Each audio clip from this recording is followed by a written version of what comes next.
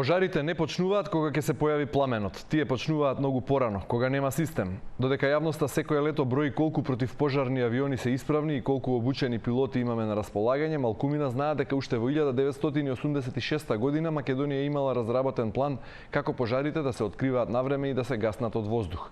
Што се случи со тие идеи? Дали денес сме подобро подготвени или се уште реагираме кога веќе е предоцна?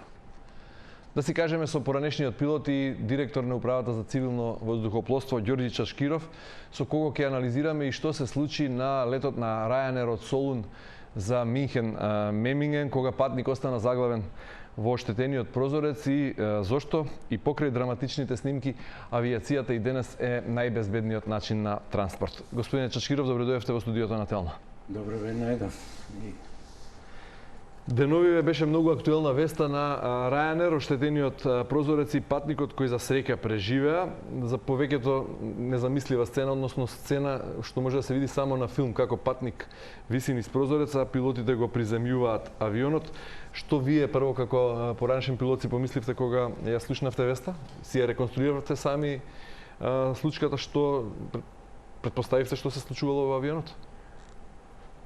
Па веднаш помислив дека се случило нешто, односно несреќа со многу среќи. Да кажем, ваквите случаи се многу ретки и јас истиот момент земав да истражувам и не најдов повеќе од 3 вакви случаи кај што е пукнат прозор од патничкиот простор и несреќа од тој тип. Бидејќи разбравме дека 30 на минути по полетувањето од аеродромот во Солун на територијата над Македонија, бидејќи и комисија од Македонија нели го истражува инцидентот, се оштетил дел од моторот, кој притоа го скршил прозорецот и потоа низ прозорецот патникот кој за среќа бил врзан со сигурносниот појас, само дел од неговото тело, односно главата и едната рака биле надвор. Колку време сега од територијата над Македонија, некаде над Гевгелија, тама над Демиркапија, му требало на авионот за да се врати назад, да ги направи тие неколку кругови и да слета безбедно на аеродромот во Солун? Прашувам колку време патникот висел низ прозорец и како е можно тоа да преживее на височина од 5000 метри или можеби и повеќе, колку достигнал авионот? Па веќе реков дека оваа несреќа е со многу среќи и би кажал од почетокот, поред информациите кои јас ги имам, и претходниот ден авион требал да лета за Сараево, меѓутоа полетал и се вратил назад. Причините не се познати. Ова конкретниот случај, значи е полетан, тој е стигнат до негде 16.000 фити според информациите кои ги имаме. И според она што е кажано, дека еден дел од моторот излетал и го скршил прозорот и се случува декомпресија. Тоа што се случува, односно тоа е така наречена декомпресија. Односно, што значи декомпресија? Прилагодување на притисокот. Прилагодување на притисокот на внатрешниот притисок во кабинскиот патнички простор со притисокот надвор. За да сватат гледачите што тоа дефинитивно значи, би направил компарација со балон. Ако надувате еден балон малку и го дупнете со игла, тој полека ќе издише за да го изедначи притисокот внатре со надворешниот. Ако го надувате балонот многу и го боцнете со игла, тој ќе експлодира и ќе се распадне. Едноставно кажано, авионот кој лета на 10.000 метра, примерно, во неговата внатрешност владее притисок кој би бил пандан на 1800 до 2400 метра височина. Значи, огромна е разликата измеѓу Дали ова значи дека ако авионот бил на височина од 10.000 метри, ќе се распаднал во воздух? Апсолутно да. Значи, тотална деструкција. Во таа смисла би рекол, постои бавна, некоја умерена и експлозивна декомпресија. Во овој случај, според мене, некоја умерена декомпресија, бидејќи се наоѓал некаде на 5000 метра, неполни 5000, зависни, различни си информациите. Значи, тука пресуден фактор е височината. Меѓу сериозен инцидент и катастрофа. Така е. Значи, пресуден фактор и во среќата е височината. Прво што не направила тотална декомпресија да експлодира авионот. Второ, полека го извлекувала патникот низ прозорот. Трето, тоа е релативна височина кај што секој здрав организам издржува со тоа количество на кислород кое има внатре. Се смета дека здрав организам до 4700 метра отприлика го издржува тоа количество на воздух. Четврто и значајно што патникот бил врзан. Понатаму исто така е значајно што он е врзан на појасот, па го задржале сопругата таму за нозете и не дозволела да излезе. А ако во однос на можноста за дишење и да се преживее на толкава височина, велите релативно здрав организам, која е таа висинска граница на до која авионот би се распаднал целосно, односно вака на овој начин тивко би издишувал како балон? Има ли висинска граница над која би се случила ако се скршил прозорецот експлозија, односно би се распаднал целосно? Па не би можел да поставам некоја граница, меѓутоа малку повисоко да бил, според мои согледувања, барем 2000 метра повисоко, веќе би настанала таа нагла декомпресија и експлозија. Од друга страна е многу битно колкаво е оштетувањето. Дали оштетувањето е помало па да создаде бавна декомпресија или тоа е поголема па би настанала нагла. Како реагира екипажот во ваква ситуација на тревога, на аларм, на итност? Дали некој од пилотите треба да стане, бидејќи се двајца, нели, пилот и копилот, најмалку, треба да стане да види за колкава штета станува збор или остануваат на место? Кој ги информира за колкава штета? Тие добиваат веднаш информација за настаната декомпресија. Не, од инструментите со кои гледаат. Добиваат информација дека има декомпресија на авионот и се знае пред декомпресија првата постапка е смалување на висината, да се дојде на релативно безбедна висина и при тоа да се изедначи притисокот внатре во авионот со надворешниот притисок. Но кој ги информира дека патник висел? Веројатно морале да знаат и тоа, да бидат информирани. Тоа не го знаеле, сигурно, а не би можеле ни да помогнат. Тука е кабинскиот персонал кои веројатно давале соодветни искуства, меѓутоа повеќе од тоа што е направено не би можело да се направи. Значи, направено е тоа што може. Во нивната одлука да се вратат на аеродромот во Солун и веднаш да го спуштат леталото, не влијаело тоа што половина патник е надвор од авионот? Мислите дека тука одлука донеле пилотите врз база само на потребата веднаш да се изедначи, односно најбрзо во најможен рок да се изедначи? Така е. Притисокот во кабината? Така е. Врз база на одлуката да се изедначи притисокот, односно да се оди пониско, тие ја тераат својата процедура која е пропишана во такви ситуации, а кабинскиот дел и персоналот го играат другиот дел на улогата да го вратат патникот долу, да го вратат внатре. Јас не најдов некоја конкретна информација за колку време бил вратен патникот. Добро, дали пилотите вежбаат вакви ситуации на симулатори? Дали се обучуваат и за конкретно? Апсолутно. Декомпресии се вежбаат на симулатор, отказ на еден мотор, отказ на други елементи од системите. Иако рековте дека сте истражувале после информацијата за инцидентот на Ryanair, дека сте нашле само 2 слични инциденти. Да. Како тие завршија исто вака, со среќен крај? Патникот починал, тоа е жена една во Америка, Southwest Airlines, мислам дека беше компанијата, и уште еден во Австралија, преживеала. Исто така биле извлечени до половина надвор? Да. Морам да кажам дека почести се пукањата на стаклата на ветробранските стакла, пилотски. Вакви случаи кај што патничко стакло е пукнато, тоа се 2 стакла. Уствари, сите безбедносни мерки се задржани и тоа има цврстина, исто како и трупот. Да не биде сега после овој случај патниците да бегаат од седењето покрај прозорите.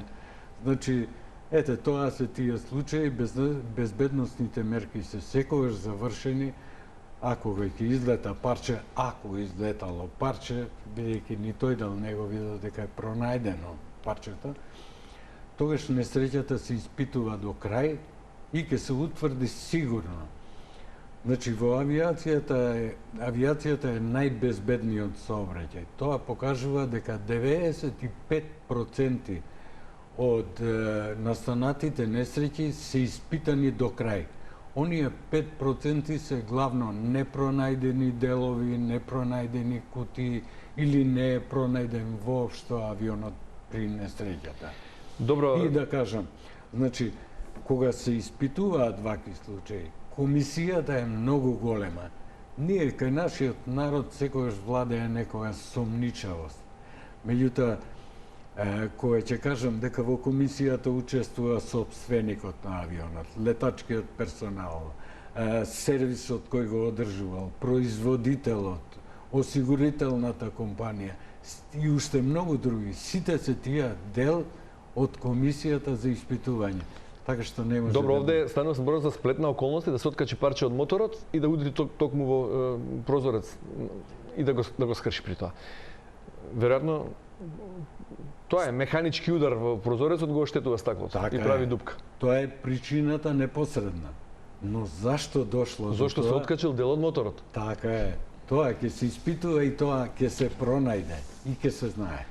Добро, причини за инциденти во авиацијата има многу и во таа смисла можеби она што на многумина од патниците им изгледа страшно, а тоа се турбуленции, за пилотите изгледа најмалку значајно, односно најмалку ги загрижува, нели има може удар од гром, ненадејно влегување во невреме, неочекувано невреме, откажување на мотор, еве причина за декомпресија. Кој е најсериозен аларм? Кога, ако може така се каже, нешто што ги вознемирува пилотите, што ги прави максимално будни, а кога се опуштени? Па морам да кажам дека пилотите скоро никогаш не се опуштени. Значи, тие цело време се активни во летањето, ги следат состојбите. Секоја состојба што не е нормална, може да биде, да речем, да услови некаков аларм, и затоа нивната будност е постојана. Имате турбуленции кои се неочекувани, не можете да ги видите. Така што треба да се следи во дадениот момент, да се реагира, да се избегне. Имате облачност која се гледа на радарите и треба перманентно да се следи и да се менува, да речеме, патеката. Добро, никогаш не се прифаќаме дека никогаш не се опуштени. Кога се највознемирени? Што најмногу ги загрижува од нешто неочекувано што може да се појави во текот на летото? Па, ако зборуваме од тој аспект, тогаш е некоја техничка неисправност. Би била. На авионот? Тогаш се максимално ангажирани да видат до кое ниво е дефектот, дали може во текот на летот да се отстрани, дали треба да преземат следен чекор, враќање или принудно слетување на некој аеродром и слично. И покрај тоа што живееме во време кога техниката ја доведовме речиси до совршенство, можни се и такви случувања. Еве, гледаме сега со Ryanair, особено кога вакво нешто ќе се случи во околината, во нашето соседство, на лет во кој патуваат луѓе од соседството, на летот Солун до Минхен, авион што лета над територијата на Македонија, многумина ќе речат веќе не летам со авион, бидејќи навистина беа страшни вестите што ги слушавме за тоа. Меѓутоа, еве, тврдите и натаму перспектива на човек што целиот свој живот го поминал во авиацијата, дека летањето е најбезбедниот начин на транспорт. По кои критериуми, според статистиката на број на превезени патници и најмал број на авионски несреќи, или зошто и денес, кога патувате вие или некој ваш близок, сметате дека сте опуштени и сметате дека е тоа безбедно? Според сите критериуми, значи не го тврдам тоа ја, ги покажуваат статистиките, таквите резултати. Било по број на летови, било да е тоа по број на превезени патници и така натаму.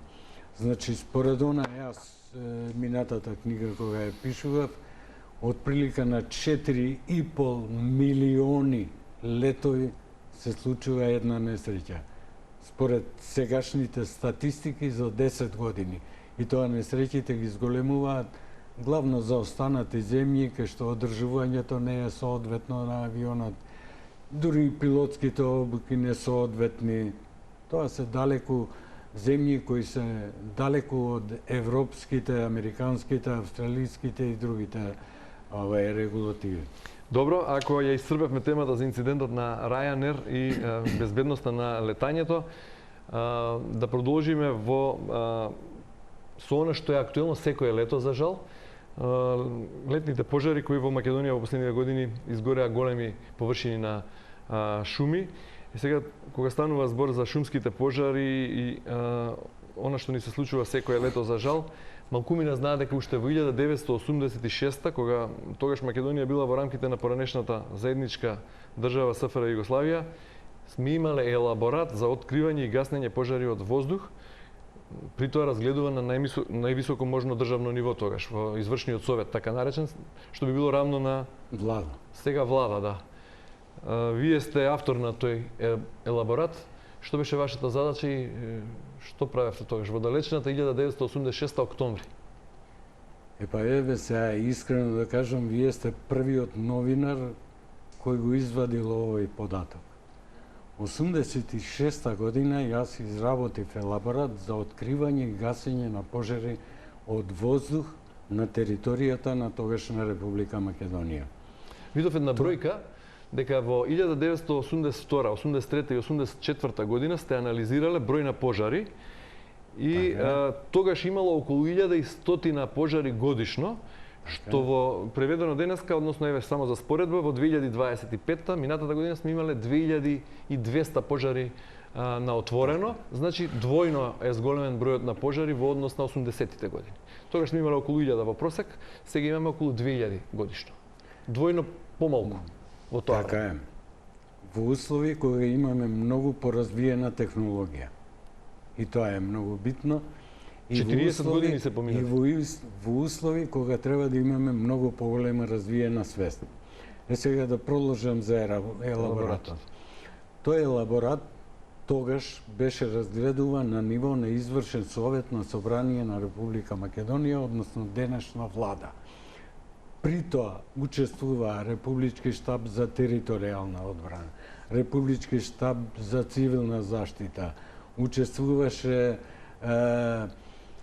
одговорниот сектор при Министерството за внатрешни работи, Црвениот крст и така натаму и така натаму. Значи, експерти го разгледа од сите овие организации. Како се роди воопшто идејата дека пожарите може да се гасат од воздух? Мојата идеја се роди за создавање на елаборатов, првично тоа што го гледам во светот дека се случува. Второ, тој елаборат содржи многу компоненти. Јас во тој момент бев генерален секретар и директор на воздухопловните школи на Македонија.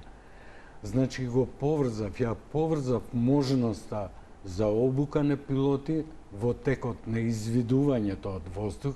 Тогаш немаше електронски камери, немаше слични работи, дури и јас го немам овој елаборат, бидејќи немаше компјутери да пренесам и да го зачувам, а никој не го пронашол во пишана форма.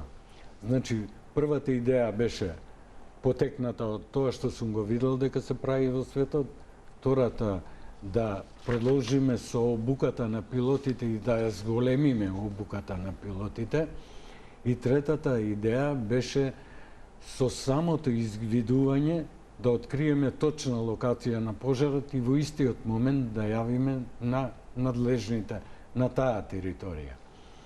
И можам да кажам дека првиот дел од тој елаборат беше спроведен. Беа направени во текот на летните месеци од крајот на мај, почеток на јуни до септември, од 5 летачки центри во Македонија полетуваше еден авион и го надгледуваше својот реон. И пожарите беа двојно смалени откако оваа авиација се вклучи. Значи уште пред 40 години сте зборувале за систем на рано откривање, рано предупредување. Не зборуваме за решавање на последици, туку за спречување. За превентива, спречување. Сега, ајде да ве прашам, секое лето ја гледам истата слика. Кога ќе избувне пожар, на удар на јавност, односно јавноста е сензибилизирана и со право прашува каде се канадерите, колку исправни канадери имаме, колку пилоти, односно колку обучени пилоти исто така имаме на располагање. Како беше во тоа време, со колку авиони, какви авиони имаше тогаш? Со какви авиони располагаше? Значи, пред малку реков, првиот дел беше реализиран. 86-та, 87-та, 88-та година авиониве летаа во извидување на пожари. Колку авиони имаше? Тогаш беа користени исклучиво авионите на аероклубовите, наставниците и пилоти на обука. Значи во исто време надгледување и обука на пилоти. Тој дел од таа приказна учествуваа непосредно 5 авиони од 5 центри. Инаку имавме на располагање 14 авиони во тоа време. Меѓутоа, активно, велам, 5 авиони полетуваа во исто време од 5 различни Добро, тие центри. имаат за цел да обучуваат нови пилоти и превентивно да гледаат каде ќе се прави Така е, пожар. да откриваат и да јавуваат. Така. Вториот дел од тој елаборат содржеше набавка за гасење на авиони за гасење пожар. И тој дел беше во текот на реализацијата. Во тој дел беше вклучена стопанската авиација на Скопје, пилоти кои се едуцирани и обучени да летаат на такви летови. Вие не можете да раскажувате приказна во смисла, знаете, го земав најдобриот пилот на Боинг 747, сега ќе лета на гасење пожари. Различни се видовите на летање. Или летал на Фантом, па сега ќе биде одличен. Напротив, моите наставнички искуства покажуваат, а и психологијата покажува, дека во такви случаи се јавува негативен трансфер од она што се работело на друг тип на авион на овој. Значи, во тоа време елаборатот предвидуваше набавка на 3 авиони. Од три авиони, едниот требаше да биде двосет. Велам, требаше бидејќи тоа беше непосредно пред реализација. Авионите требаше да бидат од европска компанија, да се користат со можност за пумпање од агрегат и црпалка. Овие авиони Air трактори кои ги имаме сега, полнат вода од езера, меѓутоа бараат специфични услови. Друго, разликата измеѓу ова што е направено... Ајде прво, што се случи со тие? 3 или 4 требаше да набавите? Каква беше? 3. Набавивте или не? Не се набави. Пазете за кое време зборуваме. Зборуваме за 86-87 година, Не, 4 години пред распадот на тој дел беше заедничката реализиран, а набавката е пред распадот на Југославија. Затоа велам. И сега 3 авиони од кои еден двосет требало да Така. бидат набавени 86-87, тоа се заклучоци на извршен совет тогаш на влада. Врз основа на вашиот елаборат. Дури и определен тип на авион, кој не би го кажал сега заради Реклама да не правим. реклама Добро. да не правим и така на со мотори од 500 конски снаги, значи различно од овие кои ги имаме. Овие имаат 380. Немаме досед. Не го спроведовме принципот на обука на пилоти, кои ќе бидат и обучени за овој тип на летање. Секој чест Васко Михалчев е тамо се уште, па може да даде призонес.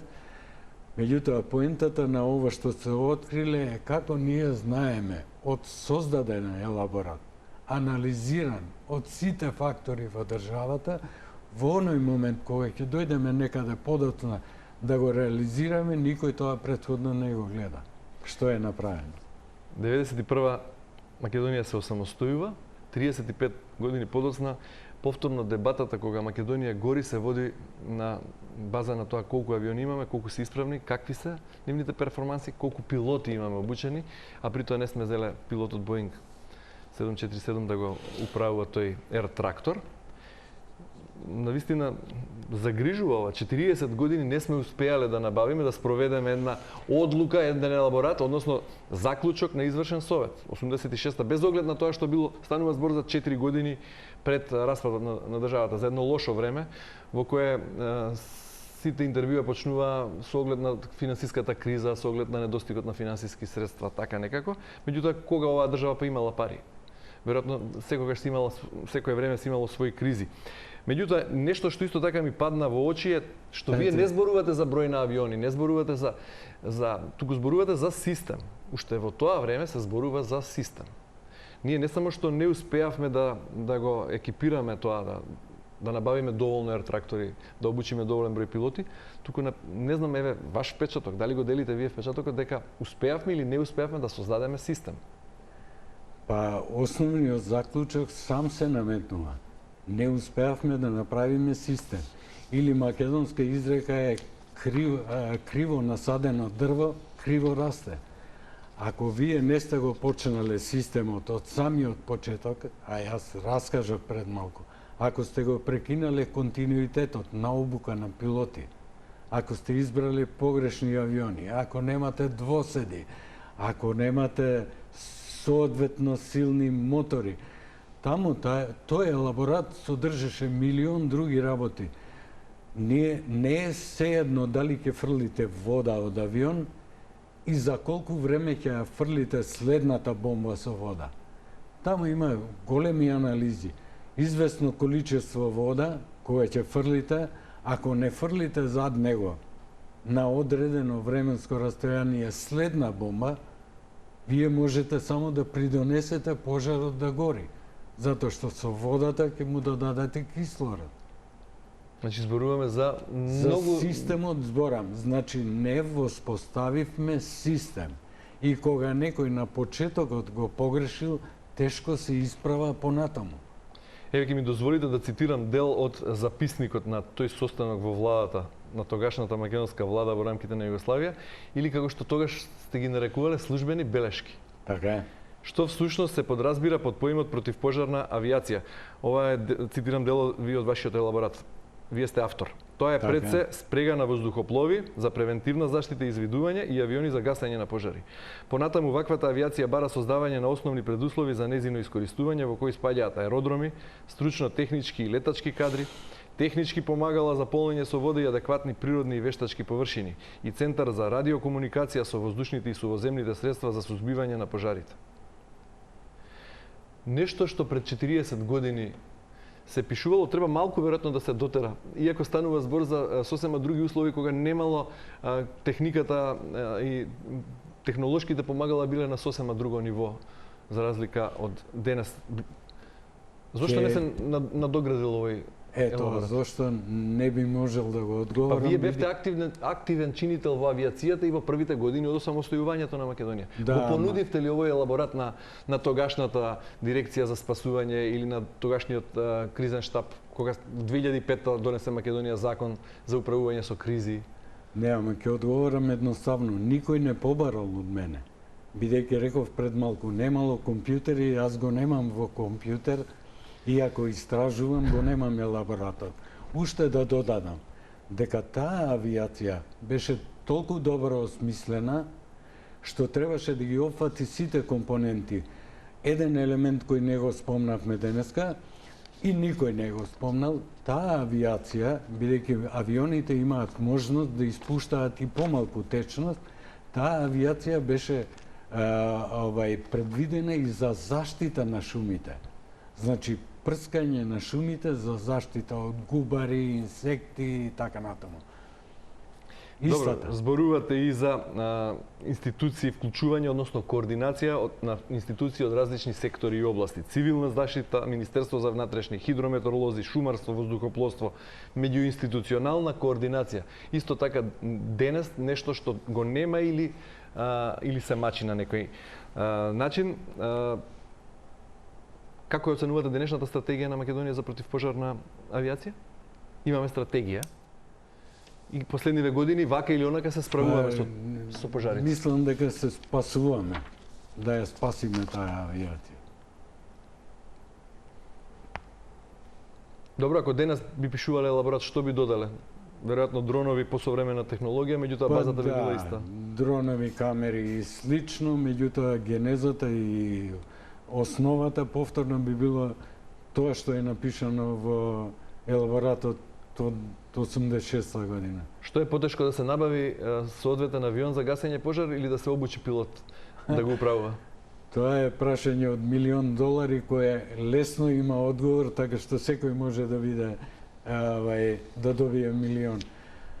Тешко е да обучите пилот и да биде соодветно обучен. Пред малку реков, тамо во таа авиација беа предвидени пилотите кои уште се живи на стопанската авиација. А за авиони е лесно да купите. Соберете пари или договорете кредит и купете го. Добро, мораме да завршиме со оваа тема, бидејќи уште 5 минути ни останува до крајот на емисијата. Сакав да ја прашам уште нешто друго, бидејќи освен книга за безбедноста на летањето, можеби и од овој елаборат ќе ве инспирира да напишете нешто, да остане за историјата. На некој начин низ години ве станавте хроничар на македонското воздухопловство и авиација, објавивте, како што реков, неколку книги, наскоро подготвувате и книга за Илинденка, првата македонска едрилица. Таму пишувате во предговорот на книгата дека општина Аеродром го носи името по аеродромот, а малкумина од денешните генерации што живеат таму знаат зошто е тоа така. Го забораваме сопственото наследство, па веројатно тоа ве тера да бидете активен и да ги пишувате работите кои се важни за историјата. Точно е, јас останувам активен, не само хроничар, туку и истражувач. Моментално ја завршувам книгата и е пред печатење за Илинденка и малкумина знаат дека во оваа наша Македонија постојала фабрика која произведувала едрилици. Таа едрилица врвна, зборам за врвното ниво, инаку и претходно правела едрилици. Таа едрилица се вика Илинденка и учествувала дури и на светско првенство во Полска. Јас се обидов и најдов фотографии од Полска кои ги сочувале од светското првенство? Од светското првенство каде што учествувале или ја управувале македонски пилоти? Бил еден македонски пилот, но тоа била југословенска репрезентација. Вие не сте летале со Илинденка, бидејќи сте почнале со летање, сте биле многу млад, сте почнале со Илинденка 2 години откако... Една година откако Илинденка ја пензионирана. Така, ја пензионира, ја почнав да летам. Меѓутоа, важно е дека ние немам никакви белешки за нејзе. И јас се обидов да истражам и да најдам. Тоа што го спомнавте исто. Општина Аеродром носи име Аеродром и од тоа дека некогаш бил тамо аеродром, никој повеќе не знае.